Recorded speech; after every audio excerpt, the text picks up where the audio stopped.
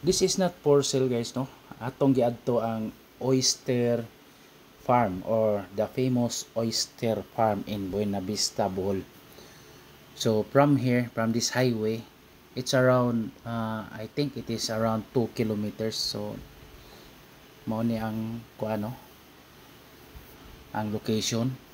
Then kita na to na ay suba, gitawag na mo ning suba. This is a salt water suba niya, kanang mga ilawom ko ng mga kuan guys na nagilutaw diha nga mga kawayan, mao na ang oyster. Nas ilawom ana ang oyster, kanang talaba, tawag nagtalaba farm nya dire. Mao ni ilahang pwede ka dire, ari ka dire magmukaon.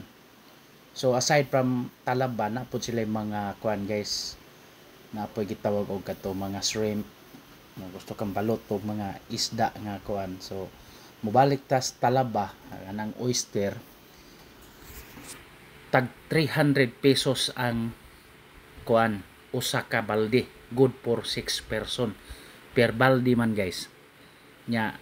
Na-charge 50 pesos sa pagluto, unya charge pod sa lamisa sa LGU kuno na, kanang di ana kanang kabantay kanang murag kuan, kanang murag kiosko o sa tawag ana.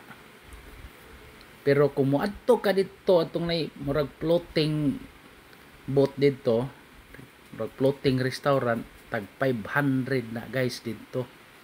Nya na po yung mga additional. So dire makita na to, no, murag mingaw pero tuwa dito nanakay dani ditong kuan.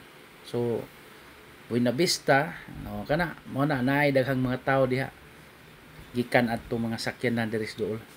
So Buena Vista is just around mga 20 to 30 minutes from Tubigon, or 1 hour and a half from Tagbilaran City.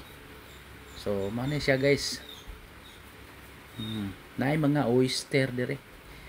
Not for sale, not for sale. Ato lang gi-vlog ba kay basig mosuroy mo dito dapita. Pwede ta mga og talaba diha dapita sa Buena Vista, no. Buena Vista, Bohol. Kay naa sila gitawag og the famous oyster farm.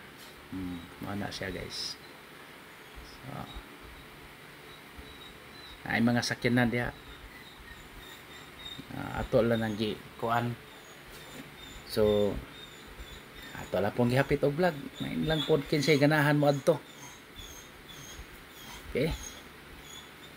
Thank you and God bless to all.